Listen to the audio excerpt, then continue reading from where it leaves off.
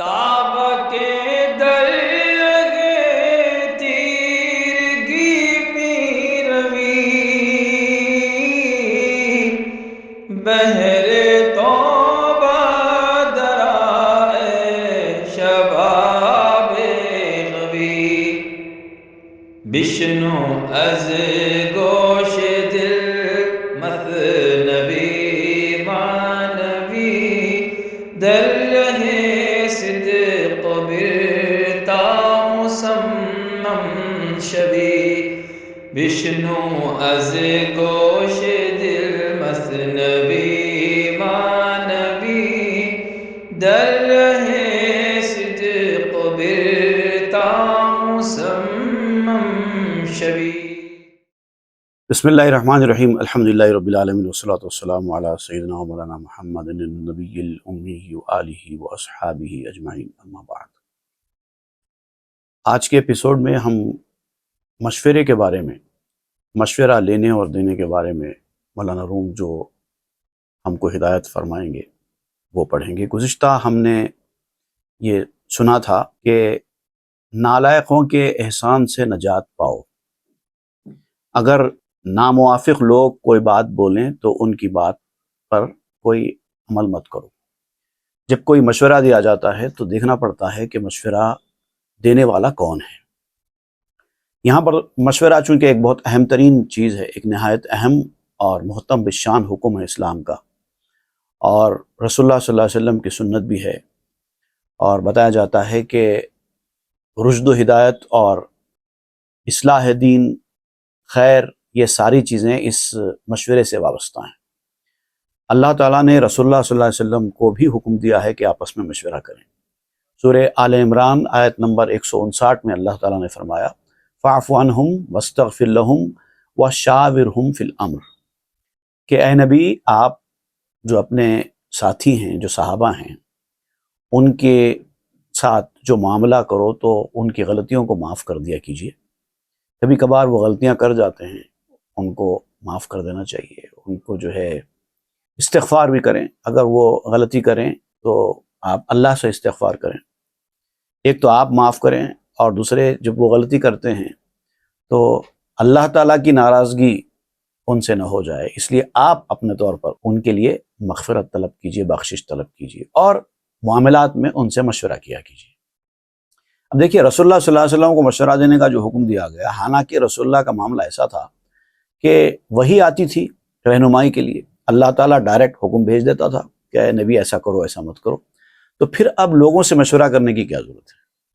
تو علماء کرام نے اس کی دو باتیں بتائی ہیں۔ پہلی بات تو یہ بتائی گئی ہے کہ اللہ تعالیٰ امت کو تعلیم دینے کے لیے کہ آپس میں مشورہ کیا کرو، تو رسول اللہ سے یہ کام لیا تاکہ یہ کام سنت بن جائے اور مشورہ لینے کا لوگوں کو ثواب ملے۔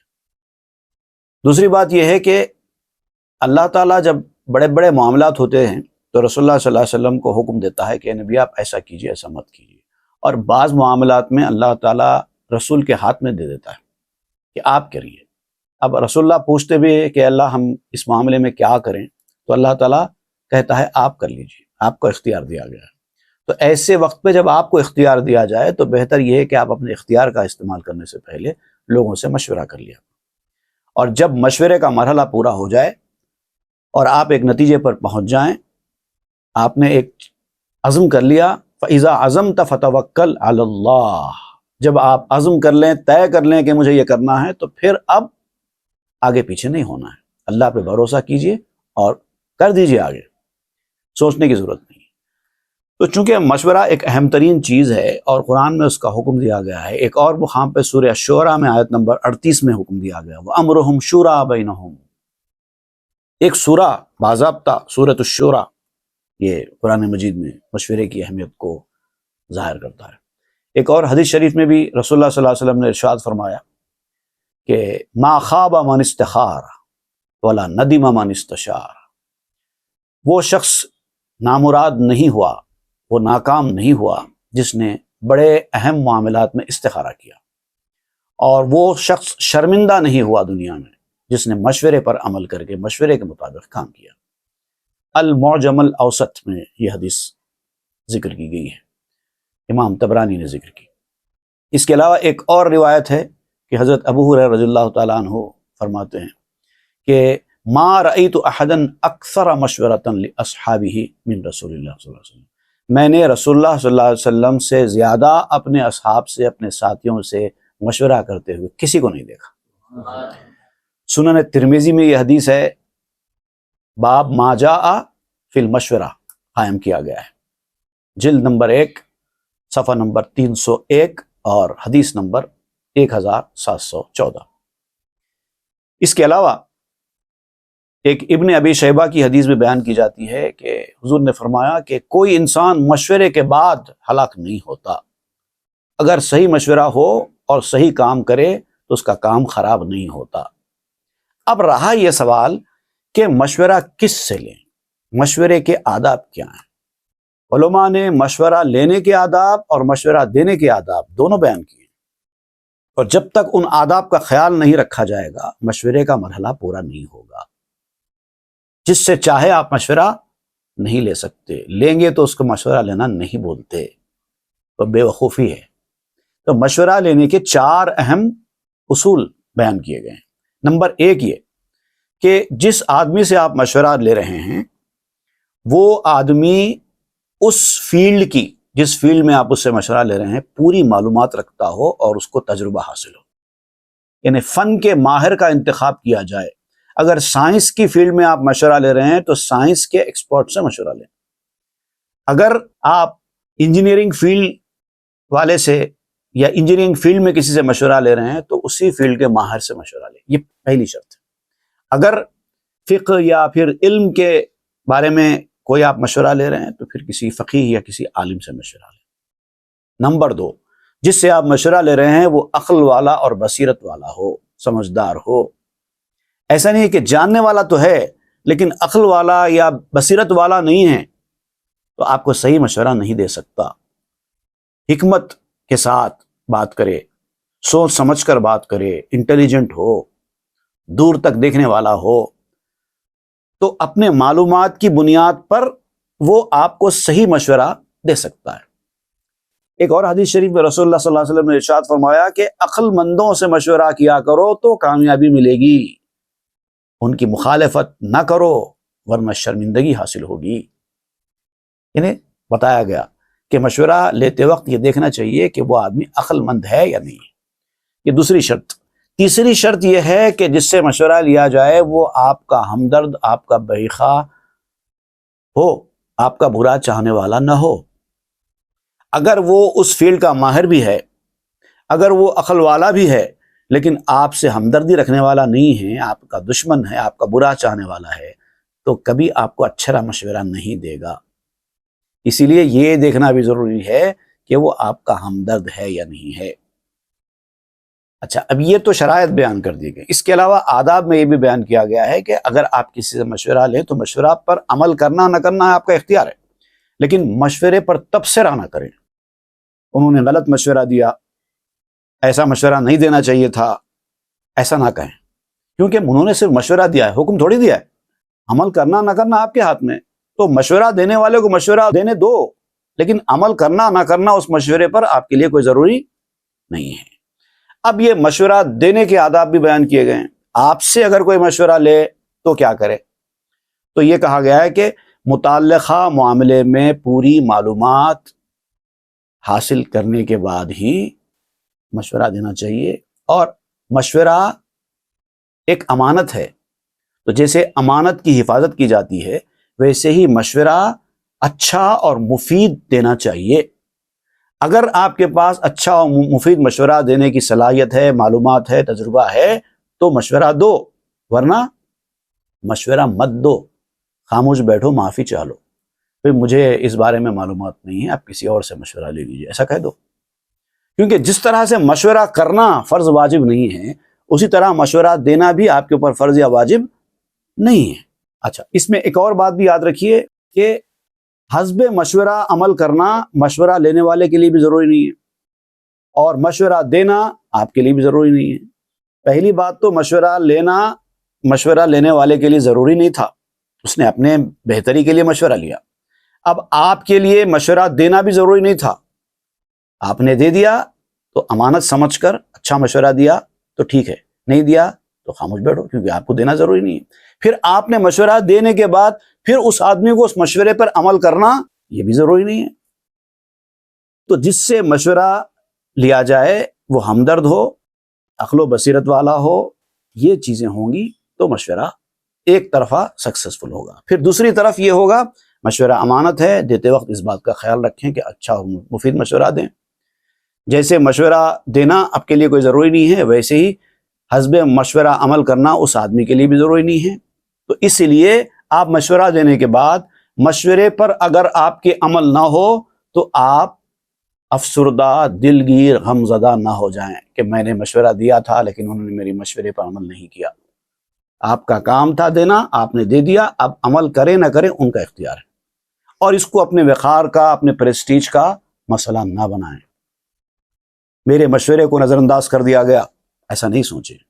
اور تیسری بات یہ ہے کہ آپ کے مشورے پر اگر سامنے والا عمل کرے، جیسے آپ نے مشورہ دیا تھا اس کے مطابق ہی اس نے عمل کیا، تو اب آپ کی ذمہ داری اور بڑھ گئی۔ اب آپ کو دعا کرنا چاہیے کہ پروردگار، میں نے جو مشورہ دیا تھا اس آدمی نے اس پر عمل کیا، اب اس مشورے کے اچھے نتائج دکھا، ورنہ میری زبان خراب ہو جائے گی۔ اگر وہ اس مشورے کے بعد کوئی نیگیٹو ریزلٹس آ جائیں تو میری بدنامی ہوگی، اس لیے اس سے بچا کے رکھ، یہ دعا بھی کرنا چاہیے۔ اچھا، یہ تو ہوا انفرادی مشورہ۔ کبھی کبھار اجتماعی مشورہ بھی ہوتا ہے، وہ ایک جماعت سے مشورہ کیا جاتا ہے۔ تو ابھی ایسا ہوتا ہے کہ 10-12 آدمی، 40 آدمی، 50 آدمی کو جمع کر کے ایک میٹنگ منعقد کر کے آپ سب سے مشورہ لیتے ہیں۔ تو ایسے میں ہوتا ہے ایک نے ایک مشورہ دیا، دوسرے نے دوسرا مشورہ دیا، تیسرے نے تیسرا مشورہ دیا۔ اب عمل تو ایک ہی کے مشورے پر ہوگا نا، لیکن کئی قسم کے مشورے سامنے آتے ہیں۔ تو ایسے وقت پہ یہ خیال کرنا چاہیے کہ ہر کسی کو مشورہ دینے کا حق تھا، انہوں نے دے دیا۔ اب جو اختلاف پیدا ہو رہا ہے، ان کے مشورے سے انہوں نے اختلاف کیا، ان کے مشورے سے انہوں نے اختلاف کیا، تو اس کو اختلاف نہ سمجھیں۔ یہ اختلاف نہیں ہے، کیونکہ نظریات الگ الگ ہیں، تجربات الگ الگ ہیں، معلومات الگ الگ ہیں، اس کے حساب سے مشورہ دیا گیا ہے۔ اب عمل کرنے والے کو چاہیے کہ کوئی ایک آدمی کے مشورے کو پکڑے اور اس پر عمل کرے، اگر وہ پسند آ جائے تو اس پر عمل کرے، یا پھر اجتماعیت کو دیکھیں، کثرت کو دیکھیں، اکثریت کو دیکھیں، زیادہ لوگ جو چیز بول رہے ہیں اس پہ عمل کریں۔ تو یہ عمل کرنا، فیصلہ جس کے ہاتھ میں ہے ان کے اوپر رہتا ہے، اور جب طے کر لیں کہ اب فلاں چیز پر ہی عمل کرنا ہے تو اب پھر آگے پیچھے نہ ہٹیں، اللہ پہ بھروسہ کریں اور آگے نکل جائیں۔ اب جو ہونا ہے ہوگا، ارادے باندھتا ہوں، سوچتا ہوں، توڑ دیتا ہوں، کہیں ایسا نہ ہو جائے، کہیں ویسا نہ ہو جائے، اس طرح سے اگر آپ کریں گے تو کام کبھی بھی اچھا نہیں ہو سکتا۔ تو اب جیسے آپ کو بتایا گیا ہے کہ مشورہ کس سے کریں، اس میں سے ایک پوائنٹ یہ بھی ہے کہ جس سے آپ مشورہ کر رہے ہیں وہ آپ کا دوست، بھلا چاہنے والا بھی ہو۔ اب اس حوالے سے مولانا روم کیا بیان کریں گے وہ ہم دیکھیں۔ مشورت می کرد شخص سے باکسے، کس تردد وارحد وز محبسے۔ ایک شخص تھا جس نے ایک اور شخص سے مشورہ کیا، اور مشورہ کرنے کا مطلب یہ ہوتا ہے کہ کسی معاملے میں جب آپ کو کوئی تردد ہو، کوئی ریلیکٹنس ہو، کوئی ہیزیٹیشن ہو، سمجھ میں نہیں آ رہا ہو کہ کیا کریں، یہ بھی ایک آپشن ہے، وہ بھی ایک آپشن ہے، وہ بھی ایک آپشن ہے، اب کون سے آپشن میں جائیں، تو یہ جو تردد کی کیفیت ہوتی ہے اس کو دور کرنے کے لیے مشورہ لیا جاتا ہے۔ تو ایک آدمی نے دوسرے آدمی سے مشورہ کیا ایسے حالات میں، گفت اے خوش نام غیر من بجو، ماجرائے مشورت باؤ بگو۔ تو جس سے مشورہ لیا گیا تھا اس آدمی نے مشورہ لینے والے سے کہا کہ اے نیک نام انسان، تو مشورے کے لیے کسی اور کو تلاش کر اور جا کے اس سے اپنا حال سنا اور اس کے مشورے پر عمل کر، میرے پاس نہ آ، میں مشورہ نہیں دوں گا۔ کیوں نہیں دوں گا؟ من ادوم مر تورا بامن مپیچ، نبود از رائے ادو پیروز ہیچ۔ میں تیرا دشمن ہوں، مجھ سے الجھنے کی کوشش مت کر۔ دشمن سے کون مشورہ لیتا ہے؟ اور دشمن جب مشورہ دیتا ہے تو اچھا مشورہ کہاں سے ہوتا ہے؟ دشمن کی رائے سے کبھی کوئی آدمی کامیاب ہوا ہے؟ تو میں تو ٹھہرا تمہارا دشمن۔ اب تم دشمن سے مشورہ لے رہے ہو تو میں مشورہ کیسے دوں؟ اور اگر میں دوں گا بھی تو یقینی بات ہے خراب مشورہ دوں گا، اور تمہارا مشورہ لینا کامیاب نہیں ہوگا. اس لیے بہتر یہ ہے کہ تمہارے کسی دوست کی تلاش کرو اور اس سے مشورہ لو. گراؤ کسے جو کہ ترا او ہست دوست، دوست بہرے دوست لا شک خیر جوست. جاؤ کسی ایسے شخص کو تلاش کرو جو تمہارا دوست ہے، کیونکہ جو دوست ہوتا ہے وہی خیر خواہ ہوتا ہے، وہی اچھا چاہنے والا ہوتا ہے. جو سچا دوست ہوتا ہے وہی آپ کا بھلا چاہتا ہے. تو ایسے آدمی کو تلاش کرو. من ادوم چار نبوت کزمنی کجروم باتو نمائم دشمنی. میں تو ٹھہرا دشمن، تو لامحالہ میں اگر تم کو مشورہ بھی دوں گا تو ٹیڑھا مشورہ ہی دوں گا، چال چلوں گا تو ٹیڑھی چال ہی چلوں گا اور تم سے دشمنی ہی کروں گا. دشمن کو تو موقع چاہیے دشمنی نبھانے کا. اب آپ دشمن سے جا کے مشورہ کریں گے تو وہ تو ایسا ہی مشورہ دے گا جس سے آپ کو نقصان ہو، کیونکہ ٹھہرا دشمن. حارسی از گرگ جستن شرط نیست، جستن از غیر محل نہ جستنیست. ایک بھیڑیے کے پاس جا کر اپنی رکھوالی کی درخواست کرنا، آپ میری حفاظت کیجئے، کیسے ممکن ہے؟ جو آپ کا جانی دشمن ہے اسی کے پاس جا کر اپنی حفاظت کرانا، یہ کون سی عقل مندی ہے؟ بے محل کام کرنا، کوئی چیز کو بے محل تلاش کرنا تلاش نہ کرنے کے برابر ہے. جیسے بے محل تلاش کرنے کا مطلب کیا ہے؟ مطلب یہ ہے کہ ایک چیز آپ کی کسی شہر میں کھو گئی، اب وہاں سے آپ اپنے شہر کو لوٹ کر آ گئے، اب آ کے اپنے شہر میں تلاش کر رہے ہیں اس کو کہتے ہیں بے محل تلاش کرنا. صبح سے شام تک محنت کر رہے ہیں اس کے پیچھے. تو مولانا روم کہتے ہیں کسی چیز کو بے محل تلاش کرنا تلاش نہ کرنے کے برابر ہے. تو دشمن سے مشورہ لے کر اپنا کام درست کرنا مشورہ نہ لینے کے برابر ہے، کیونکہ وہ اچھا مشورہ کبھی نہیں دے گا. من ترا بے ہیچ شک دشمنم، من ترا کہ رہنمائم رہزنم. میں بلا شبہ تیرا دشمن ہوں، میں تیری رہنمائی کیسے کروں گا کیونکہ میں تو رہزن ہوں، ڈاکو ہوں. ڈاکو سے خزانے کی حفاظت کون کراتا ہے؟ دشمن سے مشورہ لینا بالکل ایسے ہی ہے جیسے کسی ڈاکو کو خزانے کی ذمہ داری سونپ کے جانا کہ تم اس کی حفاظت کرتے رہو. ہر کے باشد ہم نشینے دوستاں، ہس در گلخن میاں بوستاں. جو دوستوں کا ہم نشین ہوتا ہے، جو دوستوں کی بات سنتا ہے، جو دوستوں کے ساتھ رہتا ہے، اگر وہ بھٹی میں بھی ہے تو اصل میں باغ میں ہے. دوستوں کی صحبت، چاہنے والوں کی صحبت آپ کو کبھی تکلیف میں نہیں رکھتی. اگر آپ تکلیف میں آ بھی جائیں تو وہ تکلیف سے آپ کو بچا لیتے ہیں کیونکہ دوست ہے. ہر کے بعد دشمن نشینت در زمن، ہست او در بوستاں در گولخن. اور دشمن کا جو ہم نشین ہوتا ہے، دشمن کی صحبت میں جو بیٹھتا ہے، دشمن کی باتیں جو سنتا ہے، تو وہ باغ میں رہ کر بھی بھٹی میں رہنے کی طرح ہوتا ہے.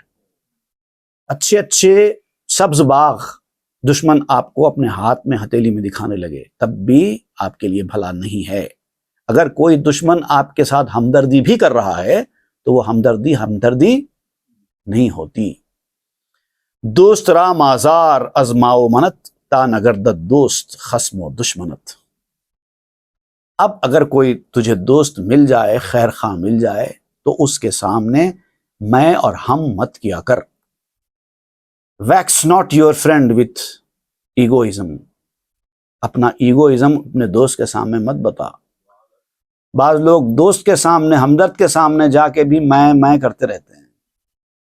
یہ صحیح طریقہ نہیں ہے. یا برائے راحت جان خودت، اپنی جان کے آرام کے لیے، اپنی سکون کے لیے، اپنی بھلائی کے لیے ایسا نہیں کرنا چاہیے. دوست کے سامنے بھی جا کر میں کرتے رہیں گے تو دوست کیسے آپ کو مشورہ دے گا اور دوست کے مشورے پر آپ عمل کیسے کر سکیں گے؟ آپ کو نہیں پتا، مجھے پتا ہے. اگر یہ طریقہ آپ اختیار کریں گے تو آپ ان کے مشورے پہ عمل کہاں سے کریں گے؟ تا ہمارے دوست بینی در نظر، در دلت نایت ذکی ناخوشور. اپنی نظروں سے اپنے دوست کو دوست کی طرح دیکھو. ہم لوگ کیا کرتے ہیں، اپنے چاہنے والے کے پاس جا کر بھی اس کو چاہنے والے کی نظر سے نہیں دیکھتے، تو اس کی ہر بات کڑوی دکھائی دیتی ہے. وہ آپ کے بھلے کی، آپ کی ہمدردی کی، آپ کے فائدے کی بات کرتا ہے، لیکن آپ کے اندر کا جو کینہ ہے وہ آپ کو اس کی بات بھلے کی نہیں دکھاتا. تو کینے کی وجہ سے جو دل میں برے خیالات آتے ہیں اس کو ہٹا دو. دوست سے مشورہ کرو تو دوست کے مشورے پر عمل کرو اور یہ سمجھو کہ وہ جو کچھ وہ کہہ رہا ہے اس میں ہماری بھلائی ہے۔ چونکہ کردی دشمنی پرہیز کن، مشورت با یار مہر انگیز کن۔ لیکن اگر آپ نے دشمنی کی ہے کسی سے، دوستی نہیں کی ہے، دشمنی کی ہے، تو پھر احتیاط ہی برتنا چاہیے، مشورہ نہیں کرنا چاہیے۔ پہلے تو دشمن مت بناؤ کسی کو اپنا، اور اگر بنا لو دشمن کسی کو تو اس کے مشورے پر عمل مت کرو، اس سے مشورہ لو ہی نہیں۔ مشورہ لینے کے لیے محبت بھرا دوست ہونا چاہیے۔ گفت من دانم ترا اے ابوالحسن کہ توی دیری نہ دشمن دار من۔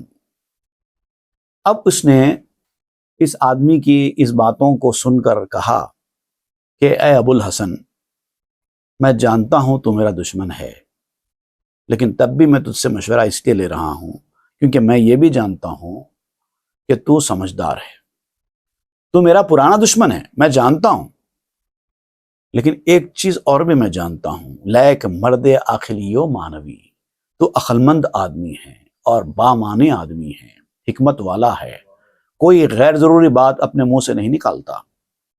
عقل تو نگزاردت کہ کجروی، مجھے یہ بھی معلوم ہے کہ تیری جو عقل ہے وہ تیری عقل تجھے میرے ساتھ دشمنی کرنے کی اجازت ہی نہیں دے گی، اگرچہ کہ تو میرا دشمن ہے لیکن تو اتنا عقل والا ہے کہ عقل والا آدمی کبھی کسی کو جان بوجھ کر غلط مشورہ نہیں دیتا، اسی لیے میں تجھ سے مشورہ کرنے کے لیے آیا ہوں۔ تب خواہت تا کشد از خصم کی، عقل بر نفسست بند آہنی۔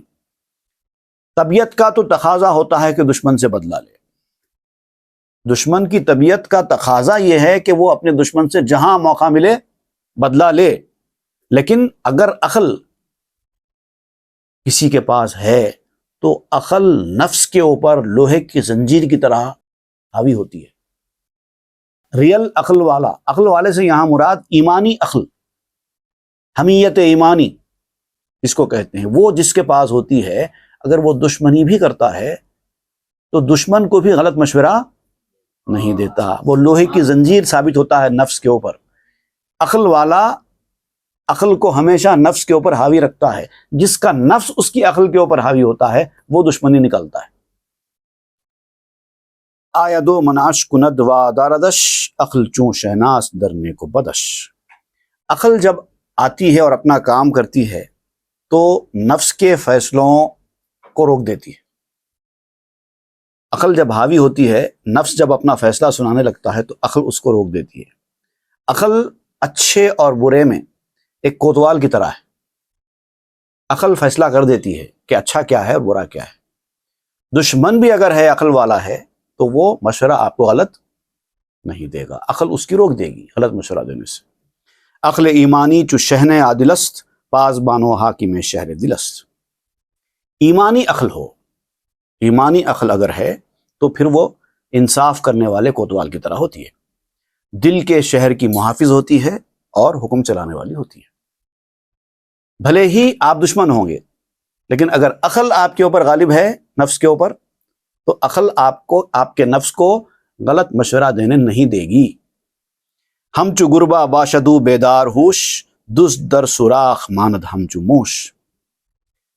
عقل جو ہے بلی کی طرح ہوشیار ہوتی ہے، چوہے کو آسانی کے ساتھ اپنے ہاتھ کے سامنے سے جانے نہیں دیتی، اور چوہا ہوتا ہے بل کے اندر گھسا رہتا ہے۔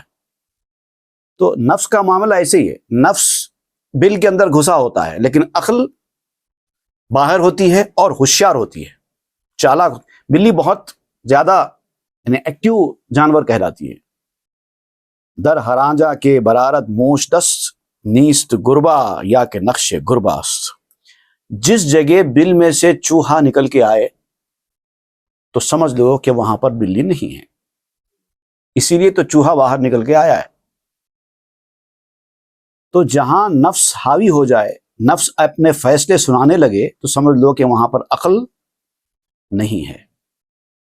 اب مولانا روم کہتے ہیں کہ نیست گربا یا کہ نقش گرباست، یا تو وہاں پر بلی نہیں ہوگی، یا اگر ہوگی بھی تو بلی کا پتلا ہوگا، بلی نہیں ہوگی۔ یا ایک اور نسخے میں یہ کہا گیا ہے نیست گربا وربود او مرداست، یا تو وہاں پر بلی ہوگی نہیں سرے سے، اور اگر ہوگی بھی تو مردہ بلی ہوگی۔ اسی لیے تو چوہا باہر نکالا ہے سر اپنا بل میں سے.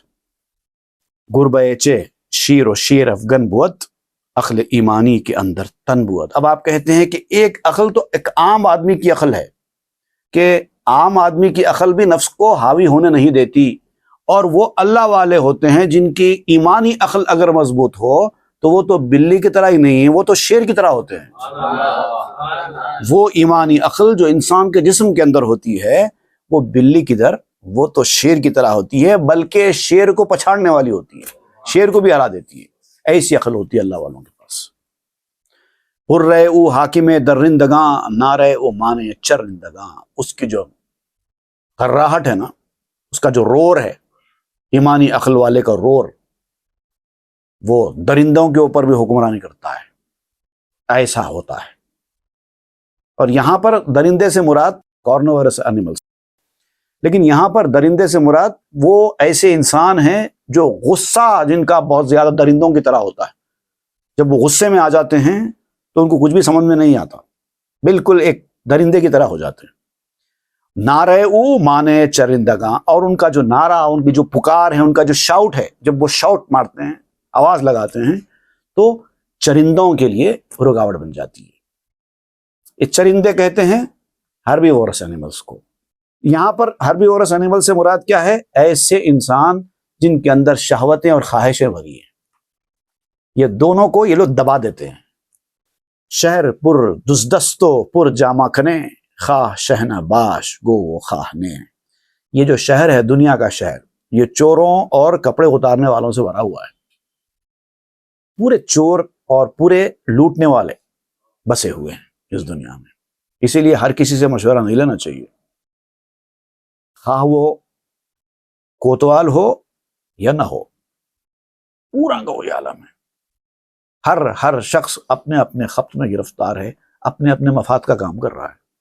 ایسے لوگوں کے لیے کہتے ہیں کہ چوروں اور کپڑے اتارنے والے، لوگوں کے کپڑے اتارنے والے، مطلب لوگوں سے استفادہ کرنے والے، لوگوں کو لوٹنے والے. عقل در تن حاکم ایما بوت کہ ز بیمش نفس در زندہ بوت. عقل اگر ہے تو پھر عقل انسان کے بدن کے اندر ایمان کا حکم دیتی ہے. عقل حاوی ہے تو نفس کچھ نہیں کر سکتا، لیکن اگر عقل نہیں ہے تو نفس تو حاوی ہو جائے گا.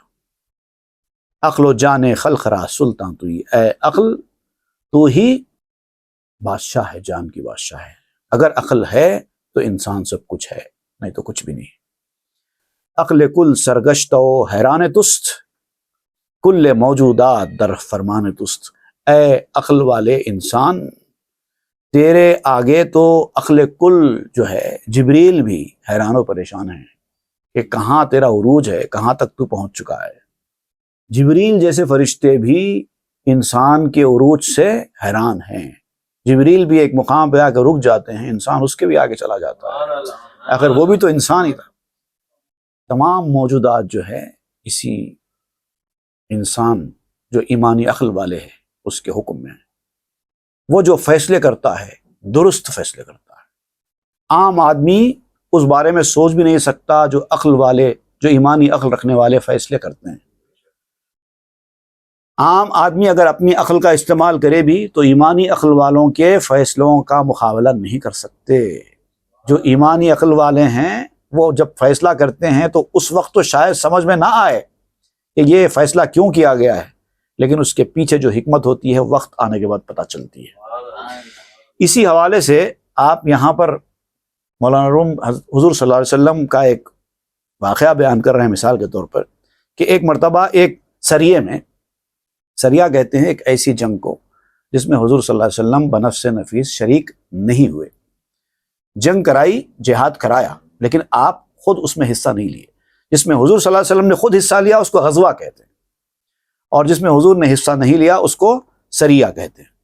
تو ایک سریے کا واقعہ ہے کہ ایک ایسا محاذ تیار ہوا جنگ کا، حضور صلی اللہ علیہ وسلم نے تیار کیا، لڑنے کے لیے بھیجا. تو اس میں ایک ایسے نوجوان کو جو نہ تجربے کار تھا، جو نہ عمر رسیدہ تھا، سردار بنا دیا. جبکہ اس جنگ میں تجربے کار اور بوڑھے جنگ کا تجربہ رکھنے والے بھی موجود تھے، بڑی عمر کے لوگ تھے تجربے کار لوگ تھے، دنیا جنہوں نے دیکھی تھی وہ لوگ تھے، اور جنگ کا تجربہ رکھنے والے زیادہ تھے، وہ سب تھے، لیکن آپ نے ایک ایسے نوجوان کو، کم عمر نوجوان کو سردار بنا دیا۔ اب اس کے بعد جو رزلٹ آیا وہ تو لوگوں نے بعد میں دیکھا، لیکن اس وقت تو سب کو حیرانی تھی کہ تجربے کار آدمی کو چھوڑ کر حضور صلی اللہ علیہ وسلم نے ایک نا تجربے کار شخص کو امیر کیوں بنا دیا۔ انشاءاللہ اس کی تفصیل ہم آئندہ پڑھیں گے۔ صلی اللہ تعالیٰ علی خیر خلق سیدنا محمد و آلہ وصحبہ الحمدللہ۔ تاب کے در لگے تیرگی میں روی،